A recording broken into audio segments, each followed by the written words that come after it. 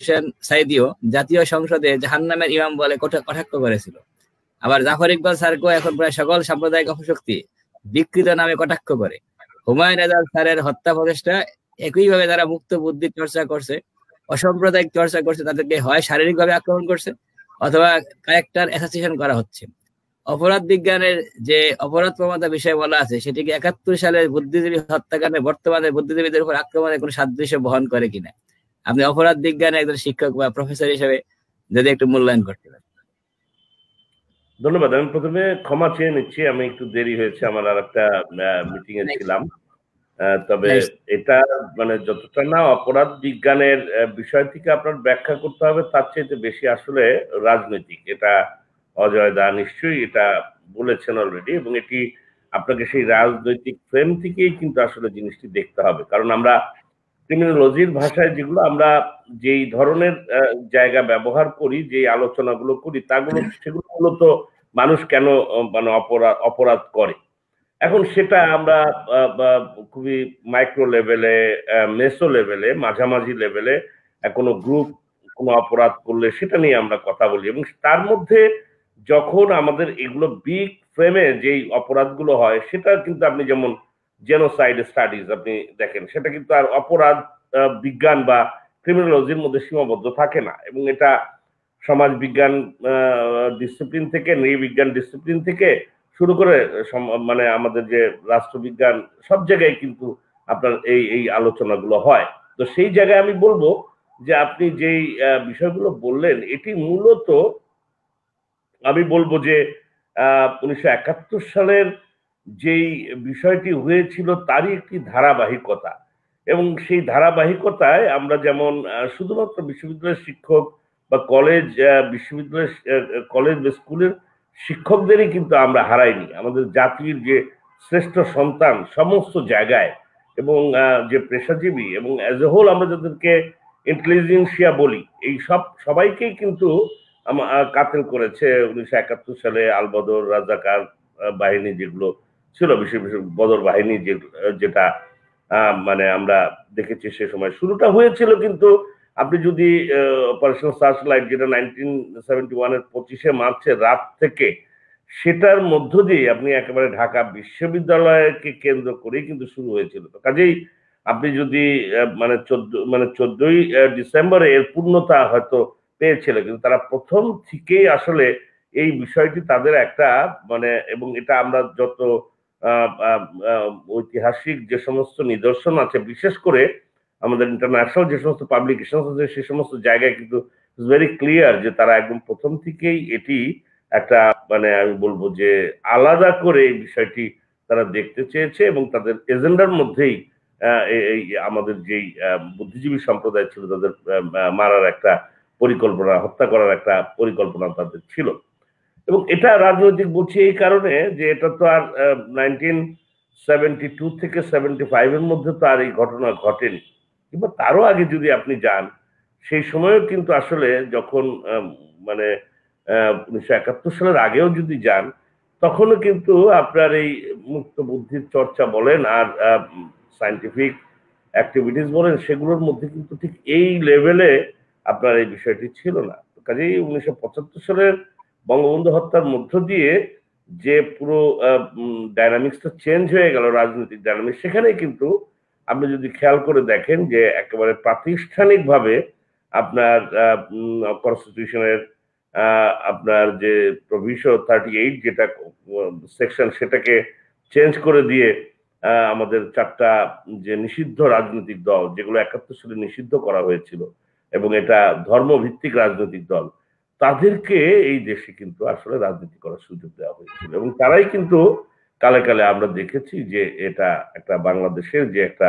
মুক্তিযুদ্ধ, যার মধ্যে অসাম্প্রদায়িক চেতনা, যার মধ্যে গণতান্ত্রিক প্রক্রিয়া, যার মধ্যে সমাজতন্ত্র এগুলো ছিল, সেগুলোকে এবং বাঙালি জাতীয়তাবাদ, সেগুলোকে কিন্তু আলটিমেটলি নির্বাসনে দিয়েই কিন্তু একটা ঠিক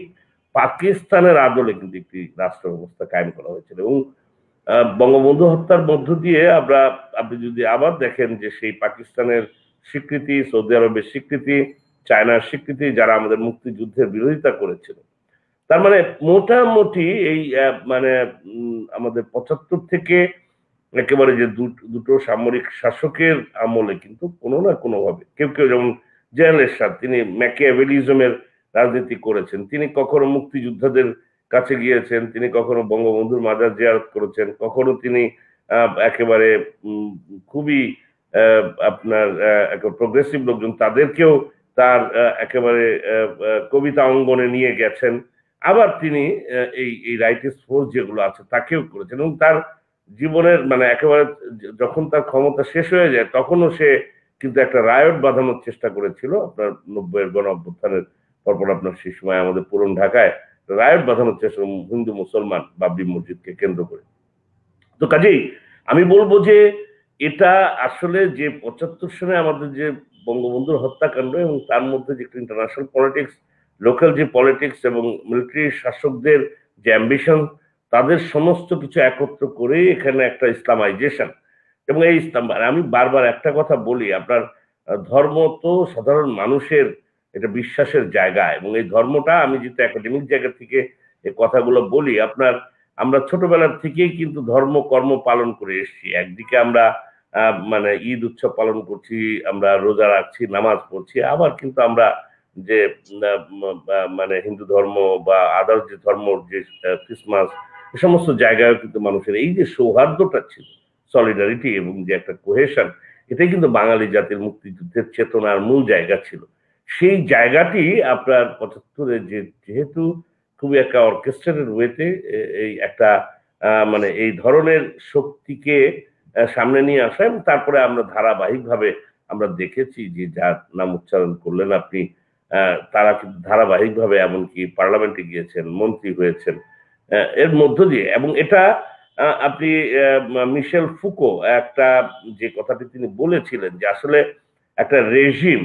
একটা ডিসকোর্স কিন্তু তৈরি হয়, একটা ন্যারেটিভ তৈরি হয় একটা রেজিমের তার অ্যাক্টিভিটিস এর মধ্য দিয়ে। কাজেই আপনি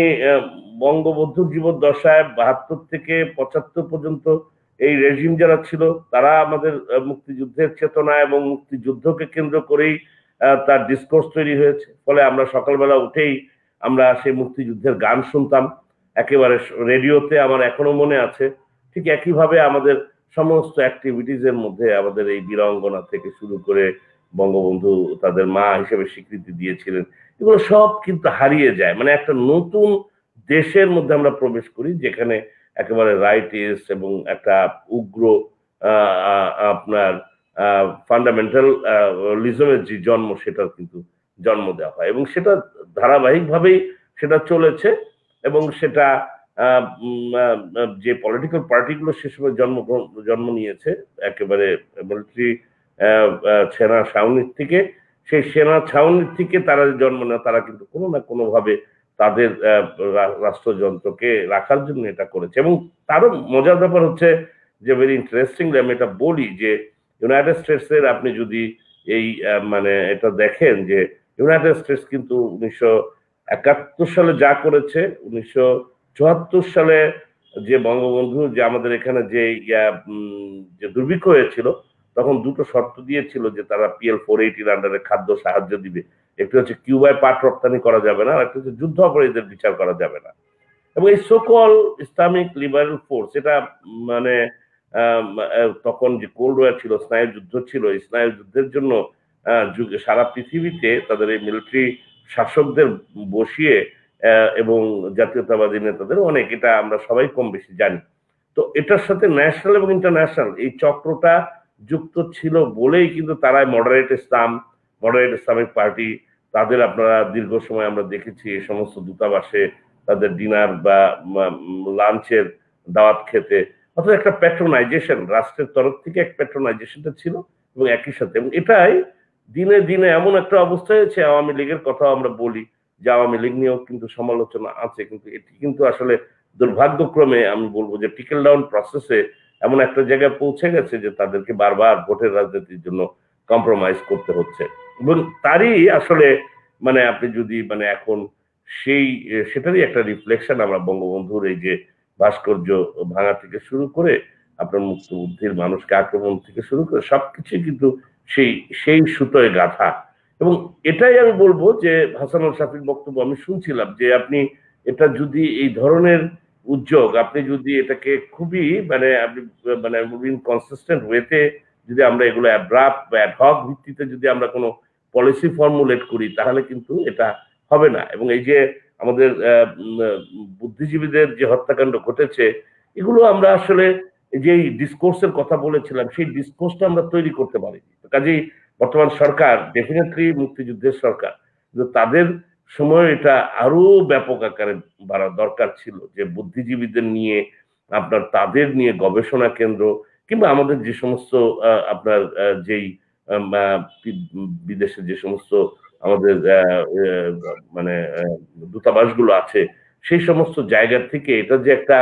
মানে এটার এই ডিসকোর্স এখন কিন্তু স্বীকৃতি কিছু কিছু আসছে, কিছু কিছু কাজের জন্য কিন্তু আপনি দেখেন আমরা 52 ভাষা আন্দোলন এবং বুদ্ধিজীবী হত্যাকাণ্ড সব স্বীকৃতি কিন্তু ইউনেস্কো থেকে পাচ্ছি। কিন্তু এটাকে যদি আপনি আরো ব্যাপক আকারে বাড়াতে পারতেন, তাহলে এই ডিসকোর্সটা তৈরি হতো যে এই দেশটি আসলে বুদ্ধিজীবী যারা 1971 সালে যারা যাদেরকে হত্যা করা হয়েছে তাদেরই দেশ, তাদেরকে হত্যা করা হয়েছে মানে হচ্ছে বাংলাদেশকে হত্যা করা হয়েছে, এবং সেটি আসলে প্রকৃত বাংলাদেশ। সেটা আসলে আমরা দুর্ভাগ্যক্রমে আমরা কেউই তৈরি করতে পারিনি বলে, বরং আমরা রাষ্ট্রীয় পর্যায় থেকে বিভিন্নভাবে যেমন এদেরকে প্যাট্রোনাইজ করা হয়েছে, ঠিক পলিটিক্যাল পার্টির বিভিন্ন লোকাল এবং বিভিন্ন জায়গায় থেকে কিন্তু এই ধরনের শক্তিকে প্যাট্রোনাইজ করা হয়েছে বলেই কিন্তু তারা কিন্তু এই মহিরুহের আকার ধারণ করছে এবং এই জিনিসগুলো করছে। তো কাজেই আমি বলবো যে সেই সময় হয়তো আমাদের নাই, আমি বলছি যে একটা মুক্তিযুদ্ধের সরকার আছে, কিন্তু তারা কি খুব সিরিয়াসলি এগুলো নিয়ে ভেবেছে? তারা কি এর ধারাবাহিকতা রেখেছে? তারা কি আসলে এটাকে একটা ইনস্টিটিউশনাল শেপ দিতে পেরেছে? এ সমস্ত মানে প্রশ্নগুলো কিন্তু জাতির কাছে রয়েই গেছে। জি, ধন্যবাদ স্যার আপনাকে।